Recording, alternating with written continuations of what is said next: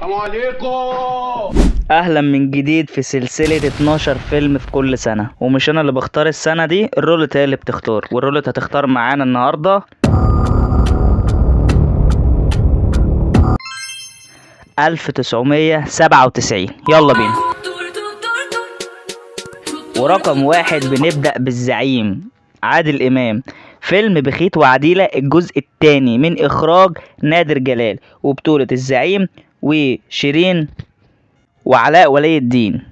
وبيدور أحداث الفيلم في إطار كوميدي بين بخيت وعديلة والمشاكل اللي بيقابلوها، وإنهم عايزين يشتروا شقة عشان يتجوزوا فيها، لكن ما بيعرفوش بسبب غلو الأسعار، وبيقرروا إن هم يترشحوا في الانتخابات عشان يبقى ليهم الأولوية في إن هم ياخدوا الشقة، لكن لحسن حظهم إن هم بيكسبوا الانتخابات، وبيقابلوا مشاكل أكتر مع المرشحين وتجار المخدرات.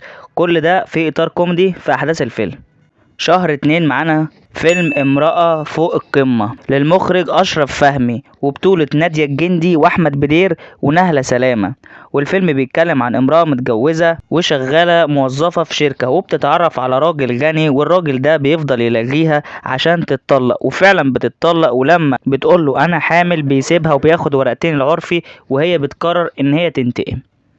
شهر 3 فيلم حسن اللول. حسن اللول من إخراج نادر جلال، وبطولة أحمد زكي وشيرين رضا وعزت أبو عوف. وبيتكلم الفيلم عن سياسي بيتاجر في المخدرات، وبيقف في وشه أحمد زكي عشان هو قتل صديقه وصاحب عمره، لكن بيكتشف إنه هو يبقى أبو البنت اللي بيحبها. شهر 4 معانا فيلم سمكة واربع قروش من اخراج شريف شعبان، وبطولة محمد هنيدي وجلا فهمي واحمد ادم وعلاء ولي الدين. وبيتكلم الفيلم عن وردة واربع لصوص اللي هم بيقرروا ان هم يسرقوا محل مجوهرات في وسط البلد، ولما بيسرقوا وسط البلد واحد منهم بيخبي المجوهرات، وطول الفيلم بيحاولوا كل واحد فيهم ان هو ياخد المجوهرات لنفسه. شهر 5 فيلم تفاحة من إخراج رأفت الميهي، وبطولة ليلى علوي وماجد المصري وهالة صدقي وماجدة الخطيب. وبتشتغل تفاحة اللي هي ليلى علوي في شركة في وزارة المالية، وبتعاني من المديرة بتاعتها أدرية، وكانت اتجوزت أدرية ديت اتجوزت 9 مرات بس برضه مخلفتش. وماجد المصري ساعتها بيكون متجوز تفاحة، والمديرة أدرية بتاعت تفاحة بتقوله تتجوزها لمدة 9 شهور بس إن هي تخلف. وفي نفس الوقت بتيجي اليونانية اللي بتقوم بيها هالة صدقي إن هي عايزة تتجوز ماجد المصري عشان هو يورثها. قصة الفيلم في إطار كوميدي حوالين ماجد المصري والثلاث ستات.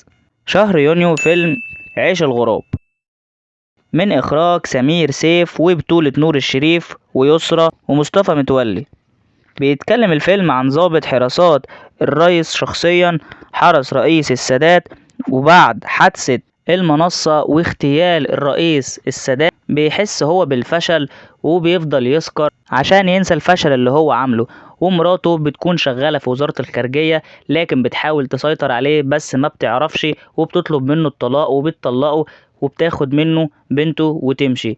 ومصطفى متولي زميله في الشغل بيقول له ان هو محتاجه في عملية عشان مش هيعرف يخش لوحده، وبيطلب منه مساعدته، وبيضطر ان هو ياخده في مكان في الصحراء بعيد عن الناس عشان يخليه يبطل شرب خمرة. وبيعرف بعد كده ان بنته بتتخطف، وان هو بيضطر ان هو يرجع الشغل تاني عشان خاطر يرجع بنته. شهر 7 معانا فيلم امرأة والسطور من اخراج سعيد مرزوق، وبطولة نبيل عبيد وابو بكر عزت وعبد المنعم البدبولي. بيبدأ الفيلم باكتشاف جريمة قتل بشعة بأنهم بيلاقوا شنطة فيها أجزاء من جسم بني آدم، والحكومة بتدور على القاتل، وبيكتشفوا إن القاتل هي الزوجة، ولما بياخدوها يحققوا معاها بتقول إنها كانت ضحية ليه، وإنه هو نصاب ومفتري، وإنها كانت بتدافع عن شرف بنتها. شهر 8 إسماعيلية رايح جاي من إخراج كريم ضياء الدين، وبطولة محمد فؤاد ومحمد هنيدي وحنان ترك وخالد النبوي.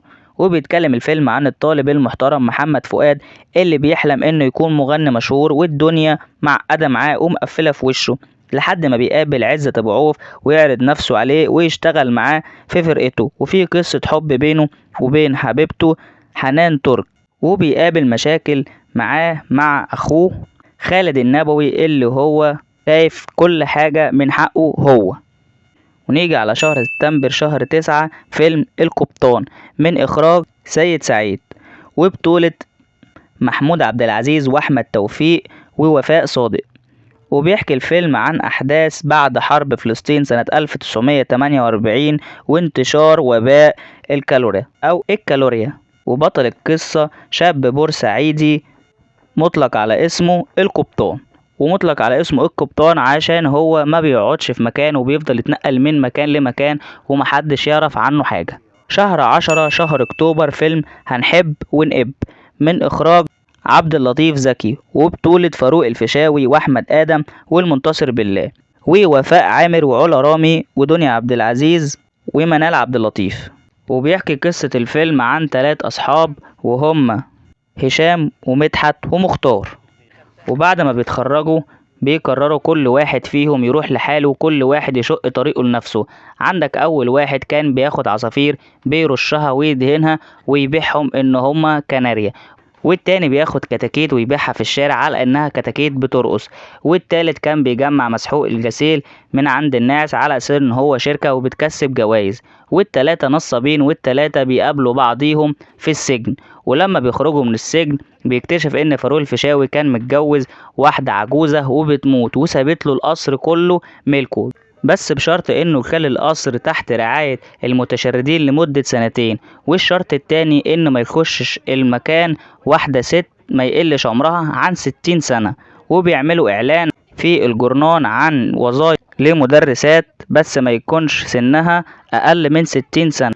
وعلا ودنيا ومنال بيتنكروا في ستات كبيرة عشان يروحوا يشتغلوا عشان هما محتاجين الشغل. وبعد كده بتبدأ قصة بقى الفيلم وقصة الحب اللي بين ال3 رجالة وال3 ستات.